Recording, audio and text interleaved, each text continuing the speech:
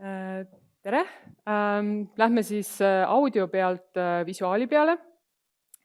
Minu ettekanne katab tegelikult Viguriga kaartide raamatu. Kui paljud teist omavad seda raamatut või teavad midagi sellest raamatust? Okei, siis ma näitan midagi uut, aga peaaegu enamusel on tegelikult siis midagi uut. Kaardid on siis üks väga tavaline vorm, kuidas üldse andmeid ka visuaalselt näidata ja geograafina mulle meeldib tegelikult alati öelda, et absoluutselt kõike, alates planeetidest lõpetades geenideni on võimalik kaardile panna, sellepärast et kui miski asi eksisteerib, siis ta eksisteerib kuskil ruumis ja kui ta eksisteerib kuskil ruumis, on võimalik talle panna küll koordinaadid ja teda ka kaardile panna ja lõppkokkuvõttes ka teda tegelikult siis ilusaks teha. Aga Viguriga kaardid siis oli selline seeria, mis ilmus Postimehes paar aastat tagasi, kus geograafid iga nädal avaldasid mingi kaardi, kus me kujutasime tavaliselt Eestit, aga seal oli tavaliselt mingi vimka sees. Ja esimesena üks niisugune näide, kus on natuke ajaloolise kujundusega kartograafiliselt Eesti nihutatud oma õiges suuruses Euroopasse, et näidata seda, et kuigi me eestlastena arvame võib-olla, et me oleme niisugune pisike riik, siis oma pindalalt oleme tegelikult suuremad Belgiast ja Hollandist. Ja kui vaadata näiteks vahemaid, siis te näete, et Belgia, Brüsseli ja London, et need asuvad umbes üksteisest sellisel kaugusel, nagu võib-olla Tartust minna Kuressaarde, siis jällegi seal on kaugused hoopis erinevad, et Brüsselist Londonisse saab rongiga 2 tunniga, siis Tartust Kuressaarde läheb ikkagi 5-6 tundi aega, ehk et vahemaad on natukene teistsugused. Vimka on veel ka siin näiteks see, et seal on Londoni juures, te näete, on läbi siis, ma saan näidata, nii, nüüd läks valesti, tahtsin juba järgmise vimka ära. Et Londoni juures läheb läbi siis meridiaan, kuhu on peale kirjutatud tegelikult Greenwichi meridiaani, teate, enamus kõik sellest saab alguse siis maailma koordinaatsüsteem. Aga seal on Kuressaarest kunagi läks, väidetavalt, või ühesõnaga oli Arendsburgi meridiaan, mis pidi olema siis Vene tsaaririigi koordinaatsüsteemi alguseks ja selle kandi avaldati paar kaarti, kunagi sellest tegelikult ei saanud nii-öelda tsaaririigi koordinaatsüsteemi, aga peal ta sellel kaardil on. Ja lisaks, mida tõenäoliselt isegi need, kelle raamat on, võib-olla seda järgmist vimkat ei tea, et see kaart avaldasime umbes siis, kui kahjuks Venemaa tungis Ukrainale kallale ja see oli nagu praegu ka aktuaalne teema, aga vimka on see, et see Merineitsi seal on Putini näoga, et see oli nii-öelda siis selline, et kui nüüd kellel raamat on, siis te võite vaadata, kas te näete, et see Putini nägu on sinna peale joonistatud.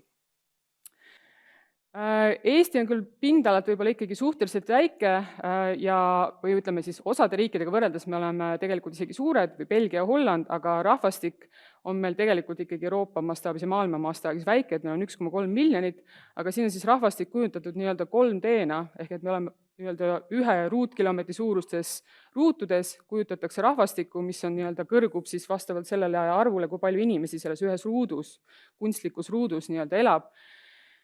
Ja Eestis on rahvastik siis tegelikult ka suures osas, ütleme, peaaegu 1/3 rahvastikust elab enam-vähem 25 kilomeetri raadiuses ümber Tallinna, ehk me oleme väga koondunud, umbes 2/3 Eestist on sellised alad, kus elab vähem kui 5 inimest ja väga suurtes osades ei elab mitte ühtegi inimest. Et selles suhtes on meie rahvastikutihedus ikkagi väga väike. Kui veel rahvastikku vaadata, siis inimesed liiguvad tegelikult väga palju ja siin on näiteks kujutatud jälle rahvastik teistmoodi, et kuidas toimub eestlaste päevane ja öine liikumine, nagu enamus inimesi, tegelikult väga paljud meist elavad natuke linnast väljas, meeldib maaelu ja siis liiguvad iga päev linna. Ja siin on see kujutab, et te näete, et öösel tegelikult nagu valgub rahvastik laiali, ehk et minnakse linnade ümbrusesse ja päeval siis liigub nii-öelda rahvastik linnadesse tööle. See on siis Statistikaameti andmetel ja siin on seesama ruutvõrk, et 1 kilomeetri ruudu sees on siis värviga, ühesõnaga mida heledam, seda rohkem seda rahvast on. Ja seesama liikumine võib jällegi kujutada ka teistmoodi, et see on natuke kunstilisem. Meie liikumine, nii-öelda siin on kujutatud siis mobiilpositsioneerimise andmetel inimeste liikumist ja igast kandist, kandid on siis niisugused mitteametlikud üksused, mida Eestis ikkagi statistiliselt päris palju me arvestame, igast kandist 5 sellist sihtkohta, kuhu kõige rohkem, siis iga päev toimub see liikumine. Ja selle palli suurus näitab, et kui palju seda sinna inimesi liigub. ja te näete, et nagu moodustub niisugune ämbliku võrgulaadne moodustis kõikide suuremat, või ühesõnaga maakonnakeskuste ümber põhimõtteliselt. Mõned tulevad ilmselgelt nagu Tartu ja Tallinn on hästi palju, Valga on selline väiksem tõmbekeskus, aga tegelikult, kui nüüd võtta, et igapäevaselt see liikumine toimub, on ikkagi arvestatav. Üks asi, mida siin tuleb arvesse võtta, need andmed on aastast 2018 on see andmestik, see viide on 2019 on avaldatud, et kui nüüd teha COVID-i järgselt, siis võib-olla see ämblikuvõrk on natuke väiksem, et inimesed nii palju enam ei liigu, sest me saame kaugtööl tööd teha, aga enam-vähem see pilt tõenäoliselt on üsna samasugune. Inimesed liiguvad mööda teid pidi, me võime ka teid esitada hoopis teistmoodi, mis näeb välja nagu võib-olla veresoonkond inimestel, mis ühendab siis tegelikult inimesi linnadesse, igal pool liikumisteid. Siin on see kõrgus näitab siis tegelikult sõidukit või liiklustihedust, mis kohati siis Tallinna ümbruses võib ulatuda kuni 30 000 sõidukini päevas. Ja pigem on siin tahetud siis kujutada seda, et ühest küljest inimeste jaoks on teed nagu väga kasulikud, aga loomade jaoks nad on tegelikult siis liikumisbarjäärid, ehk et mida suurem on see liiklustihedus, seda nii-öelda kõrgem on kunstlikult ka see barjäär, kus loomad ei saa võib-olla liikuda üle teede ja meie põhimaanteed on väga arvestatavad barjäärid, siis Lõuna-Eesti on selline ka jälle hästi tihe võrgustik, kus võib-olla teed ei ole nii tiheda liiklustihedusega, aga neid on hästi palju. Kui inimeste jaoks on veresoonkonnaks teed, siis muu looduse jaoks on veresoonkond nii-öelda tegelikult jõgede võrk, mida võib ka kujutada sellise, ta ongi tegelikult võrgustik, ja siin see joone jämedus nii-öelda näitab tegelikult siis põhimõtteliselt voolu hulka või kui suur see vooluveekogu on. Eestis on, ja värvid siis näitavad erinevaid vesikondi. Eesti on selles mõttes väga huvitav, et meie vesikonnad enam-vähem, meil ei ole nagu väljaspoolt piiri, välja arvatud Narva jõgi, aga muidu meil oleme iseenda riigi piir ongi enam-vähem see meie vesikonnad. Ja veel võib-olla torkab siis silma see, et Pandivere kõrgustik, seal ei ole peaaegu üldse jõgesid, sellepärast et see on selline paekivi karstiala, kus enam vesi lihtsalt imbub otse põhjavette, ehk et jõgesid ei moodustu, ja teised kohad on siis nii-öelda ma saan selle pointeri. Ja et Pandivere kõrgustik siin on ilma jõgedeta ja siis meie rabad ja sood, kuhu siis ka tegelikult ei moodustu vetevõrku sellisel kujul. Sest nad imavad kõik, jätavad endasse. Veel loodusest edasi minnes, et kuidas andmeid saab esitada võib-olla siis sellisel teistmoodi kujul on heksagonid, mis tegelikult geograafidele, kartograafidele väga meeldib, see on siis ruudu asemel me jaotame ruumi heksagonideks, nad on tegelikult ruumiliselt on nad kõige optimaalsem kujund, mis ühesõnaga on kõige optimaalsema pindalaga ja katab ruumi väga hästi. Ja siin on esitatud siis satelliidi andmetel Eestis umbes 20 aasta jooksul toimunud muutusmetsadega, ehk et enamasti ta ongi tegelikult metsaraie Eestis kahjuks. Ja siit joonistub, ja siin on nagu kaks, seda on päris keeruline lugeda seda kaarti, et siin näitabki, et tegelikult on võimalik väga palju andmeid esitada nagu ühe pildina. Et siin see heksagoni nii-öelda sees täite suurus näitab seda, kui palju seal alal üldse metsa on olnud või nagu kui palju seal metsamaad üldse on ja värv näitab siis seda, kui suur on muutus, et mida punasem, seda suurem on muutus ja üldiselt ta joondubki sellega, et kus on nagu rohkem metsa, seal on ka suurem muutus olnud ja kus on need rohelised alad ja hästi palju metsa, need te näete on viirutatud, need on tegelikult meie kaitsealad, kus siis muutusi väga palju toimunud ei ole. Aga üldiselt see selline seal alutaguse kant, alutaguse siis, et seal on, te näete, et umbes 20-30% või isegi 30% 20 aasta jooksul on tegelikult ära raiutud, mis tähendab seda, et umbes 60 aastaga jõuab raiering tagasi siis sinna kohta, kus tegelikult siis raie on olnud. Aga heksagonidena võib ka näiteks kujutada siis midagi sellist, mis väga assoseerub, võib-olla meil heksagonidena on mesilad, ehk et siin on siis kujutatud Eestis mesinik, kes peavad siis mesitarusid, need on umbes 50 000 ja nad on lihtsalt agregeeritud või koondatud siis sellistesse heksagonidesse, et mida suurem see heksagon on, seda rohkem seal neid mesilaid on ja nad koonduvad enamasti sellistesse põllumajanduspiirkondadesse, et ongi Lõuna-Tartu ümbrus, Tartu ümbrus, Pandivere ja Ida-Saaremaa, mis ühest küljest on ka muidugi mesindus on natuke konfliktis põllumajandusega, et ühest küljest ta vajab nagu, et mesilad on seal, aga teisest küljest ka väga intensiivne põllumajandus tekitab mesilastele probleeme. Aga jah. Nii, aga veel põllumajandusest liigume sellise kahendsüsteemi peale, et need on võib-olla inimestel kõige lemmikumad kaardid, kus me näitame mingit asja nagu lihtsalt üks või teine. Et siin on päris palju vanemaid inimesi, kes tõenäoliselt mäletavad veel lehmakarjasid põldude peal ja sealt võib tulla, on geograafiliselt üsna selge jaotus oli, et Lõuna-Eestis olid valdavalt pruunid lehmad või punakaspruunid, siis Eesti punane veis ja Põhja-Eestis või Loode-Eestis olid siis musta-valgekirjud lehmad. Ja need ajalooliselt see tulenes sellest, et punaveist siis aretati Hellenurme mõisas ja seda mustavalget Holsteini aretati Raikkülast, mis on lihtsalt siis põhja pool.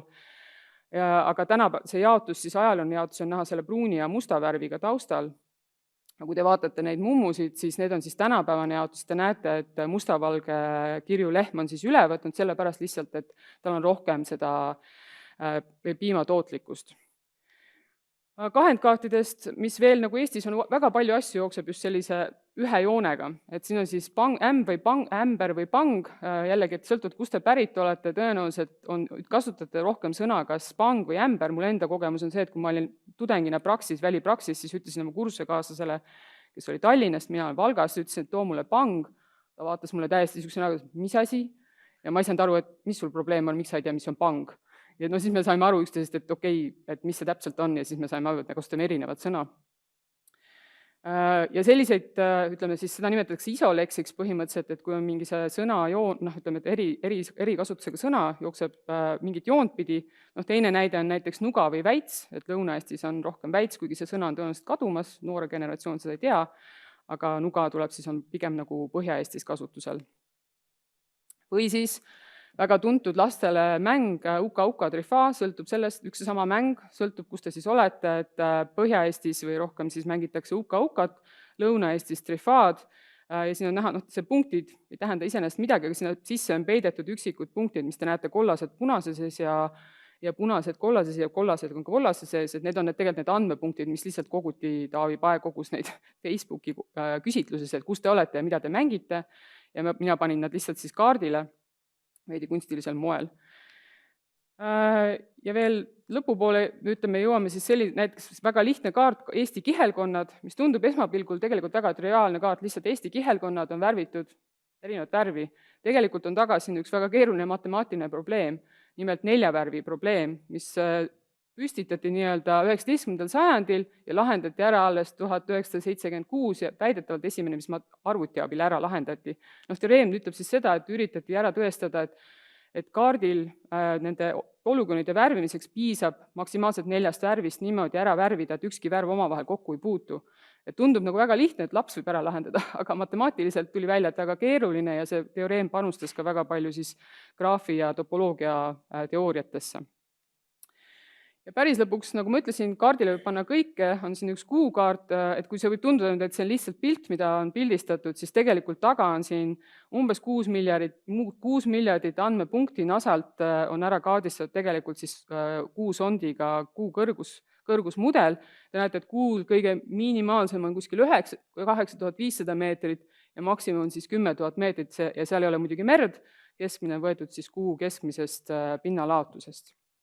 Ja kõige lõpu jätan lihtsalt niisuguse kunstiteose, kes teab sõrmuste isandat, siis on lihtsalt Eesti tehtud nii-öelda sõrmuste isanda kaardi stiilis, oluliselt siin andmeid taga ei ole ja muidugi Eestis niisuguseid mägesid ka ei ole, aga see on lihtsalt kaardikujunduslik stiil sõrmuste isanda stiilis. Aitäh! Aitäh!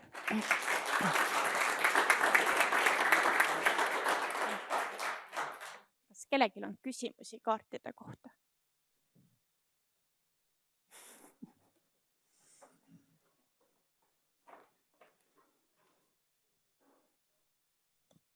Aitäh, Velen. Milliseid imelisi tööriistu vaja nüüd selliseid kaarte teha?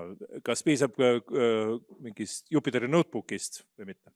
Jupyter Notebookis saab ka väga edukalt teha, aga seal läheb see kood kahjuks väga pikaks, et Python on üsna vähe arendatud just kaardikujunduse mõttes, aga tegelikult enamus nendest kaartidest tehtud ühe tarkvaraga ja vabavaraga tegelikult või avatud lähtekoodiga tarkvaraga Google'is. Et põhimõtteliselt igaüks võib näppida, et seda on võimalik tasuta alla laadida ja need kaardid, mida mina olen teinud, on kõik peaaegu kõik on selle tarkvaraga tehtud. Ehk et jah. Aga kaardid avatud materjalidena kätte ei ole saadavad algfailidena? Failidena meil on nad sellisel kujul, jah, oli mõte, et panna nad nagu üles, et koolid saavad kasutada ja meil tegelikult geograafiaõpetajad ka kasutavad neid ja neid väga palju kasutatakse, aga nad ei ole, sa mõtled nagu andmefailid või? Andmed on tegelikult, kõik on avaandmed, need on viidatud ja need on avaandmed, aga kogu see kaardi pakett nagu ja seda me ei ole isegi, me ei ole selle peale tulnud, hea küsimus, et kas teha nagu kõik nagu kättesaadavaks. Osade kohta on tehtud juhendid, et on võimalik nagu järgi teha neid nagu ja need on avalikud. Aga kui tahate õppida, kuidas tegema, siis mul on materjalid, mis õpetavad põhimõtteliselt tegema. Järgmine aasta vilistuspäeval tuleb järgmine töötuba. Viguritega kaartide tegemine. Nii, aitäh sulle, Evelin. Aitäh. Nii.